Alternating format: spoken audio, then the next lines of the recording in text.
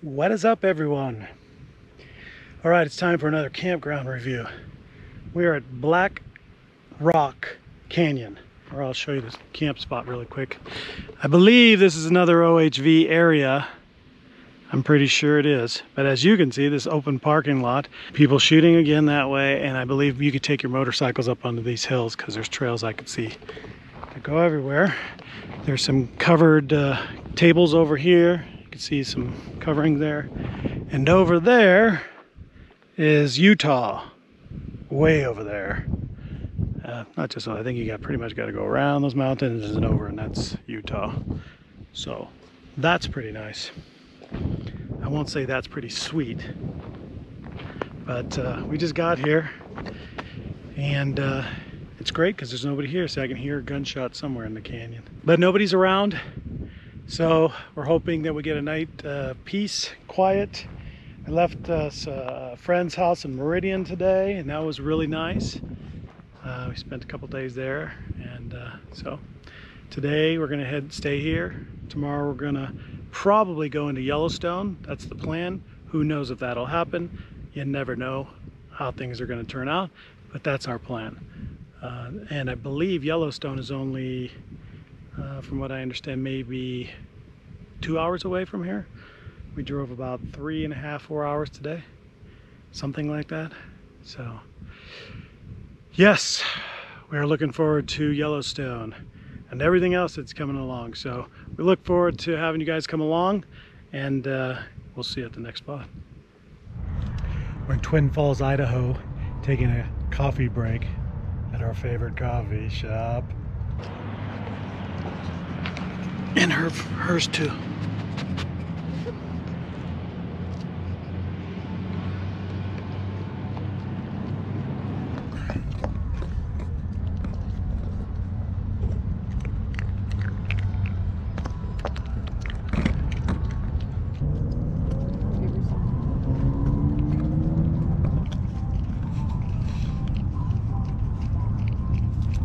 You can't eat the cup.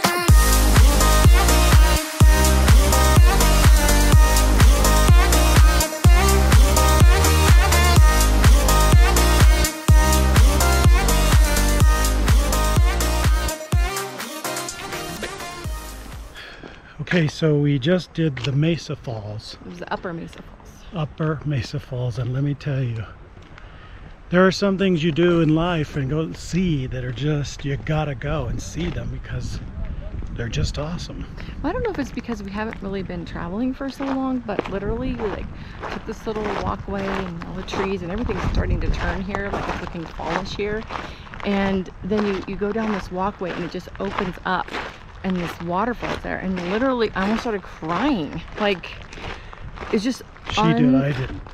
Okay, so he almost did too, but I'm just saying it was just unbelievably just beautiful. And yeah, it was like, I thought to myself, just to remind myself, like, yes, this is why we do what we do. Like, there's so much beauty to see in this country that we need to be out there and looking for it and finding it. And even like, this wasn't really on our way. We had to like take a different highway, and it took longer, but it's definitely worth the trips to get off the main roads and go find those little hidden gems. For sure. For those of you who are on the fence about traveling, do it while you can. Get out there and see. There's plenty of things to go see in this country. Beautiful things. Get in that vehicle, get in that RV and go. And so much of it is free if you have a national parks pass, like an annual one. I think it's like $80. You can get into so many places for free. Even this one, it's $5 just to park one car, but if you have a national parks pass, it's free. Right. So, and $80 for a whole year, that's nothing. Yeah. So. All right, we'll see you at the next place. Whoo, new video today. New campsite today. We are at Boot Jack Dispersed Camping. We're about 20 miles outside the west gate to Yellowstone. And this is where we've been for the last 2 days. This is where we're going to be for the next 2 days. It's all free dispersed camping. We're sharing this massive spot with this other person. As you can see, there's other people around. But it's nice and it's private. And other than the generators running once in a while, it's nice and quiet. Everybody's got to run generators. We have to run our generator. So it's just part of the thing. I did want to say something about my Champion generators that I purchased. I showed you in the earlier video. I think that was the first time we may have used them, but since then, and we probably in the first 5 hours, which is the break-in period, we're supposed to change the oil afterwards. What had happened is the kill switch on one of them stopped working, which means ultimately you put it on the kill switch and it turns it off, you know, pretty fast. Mine's not turning off. Turning on the kill switch doesn't turn off. So then I have to move it to the next position. That next position is a position that runs the gas out of the carburetor and then it just dies, which takes about 3, 4, 5 minutes sometimes for that gas to run out of there. So you turn it off and you're like, ooh, we gotta wait around for this thing to turn off. Not a big deal. I talked to Champion about it and they were like, oh yeah, no big deal. We can do it any way you want. You can't return these generators. I guess that's a big thing I wanted to say. If you buy these generators, now I don't know if it's everybody, I don't know if it's Champion or Honda or Yamaha or Furman or these other brands are out there, they all do the same thing, but basically this Champion says right in the get-go of the user manual, it said, if you have problems, don't return it, call us and we'll walk you through it, probably because it's you. So unfortunately when I called them, they said, yeah, you know, if you want you can pull off the sides 4 screws and you can check the thing and then maybe it's just a loose wire. Well, no, it's not. I had to pull off the front panel and the handle where I have to check is on the side panel, and yeah, no, it's not 4 screws. So they said we'll send you the part, or ultimately if you don't want to, we'll just give you a name of a place you can bring it to and they'll fix it under warranty. So but up until then I'm just going to keep using it until this trip is over with because we need it. Other than that, they work fine. Learning about them and how to use them, change the oil, which I had to do, that kind of stuff. I will give an update on my feelings about this stuff later. Just for info, my neighbor here, he has one of those big commercial generators, and it's like an 8,000 watt big noisy commercial generator, which he claims they need to run his rig there. But as I was setting my generators up yesterday, he set his up, which he just basically leaves in the bed of his truck, and because it weighs, it's really heavy. Anyways, I was setting mine up. This guy actually, he pulled his out onto his tailgate, and I wasn't listening too much, but it had fallen onto him. He totally got bloodied on his side, cut on his head. I guess he was trying to stop it maybe from falling. I didn't even know it was falling until I saw it on the ground and he was walking inside. So I went over there and helped him pick it up, put it back in his truck, and that thing weighed a ton. And that was 2 men, you know, trying to lift this thing up. And this is one of the things that I wanted to mention maybe in a next video. We talk about these generators is the reason maybe why you should go with either maybe a 3,500 watt just one generator, and they weigh about 100 pounds, or 2 smaller ones that you can manage easier. And the pluses and minuses, the good and the bad from both of those. Although I don't have a 3,500, although I can tell you some things I can imagine what would be better about it. All that to say, we're done for the day. We did a whole bunch today in Yellowstone. Went downtown, saw downtown Yellowstone, which is a neat little city, touristy place that you can buy a whole bunch of trinkets, Yellowstone souvenirs, stuff like that. We did that, went and looked at some other BLM sites in the area, which we saw were really nice. But today's Friday, and they're starting to get packed, you know, because the weekend people are going to start coming in, so we won't be able to go to the other BLM spot that we were looking at. No big deal. This one's good. We'll probably just stay here. All right, so tomorrow's a new day. We're going back to Yellowstone. Got some things on the bucket list there that we want to check out, and we will do that, and we'll take you along with us. So we'll see you in the morning. We are still in Idaho. We're 20 miles away from the west entrance to Yellowstone.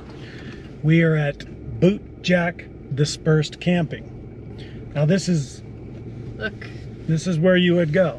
I'll show you. And you're basically, you go down these roads. Forest roads. They're forest roads. Basically. And you're basically, they have these areas where the grass is a little mowed down. They have areas that you just pull off and park. It's nice. And there's plenty of spots. Safe, like where we are. There are other campers around us, and I feel like we can leave the rig there and head into Yellowstone, and it'll be there when we get back. Now we're kind of going deep right now into the forest. Oh, man, I wouldn't bring my rig back in this particular spot because no way, the trees need to be trimmed. But wow, that's probably kind of cool. I bet you there's an awesome spot up here. Yeah, this is a little bit too hairy, if you will, for where we would bring a rig or any big rig at all. I think we're gonna have to find a spot to turn around. It's gonna scratch the truck. Oh no. That's gonna scratch it. Okay, so we're on take 2 of that. Okay, so hey, on this particular place we learned as we go. As you go further and further way out, there seems to be less maintenance down on these trees, so it's kind of hard. I think the road got more narrow too. The road yeah, they're just doing less maintenance the further you go out, which is pretty far out. I don't know how far you want to go camping in the forest if there's nobody around and then leave your rig there. But here's a perfect example of a spot. You just pull in. Yeah, they're huge spots. Big enough for a couple rigs in there. This is turned the wrong way. This is the lens. Obviously, this is why I don't do any of the videoing. So anyway, we're going to Yellowstone today. So we've been waiting to do this for a while. Oh my goodness. Like the last time we were in Idaho, which was a couple years ago. 2 years? 2 years in July. We were going to head out to Yellowstone, and then the weather turned and it just got way too cold to boondock, snowing and all that. So cut that out of our schedule. So anyway, we're gonna get out of this place here, and we're gonna head out to Yellowstone. So we'll see you in a bit.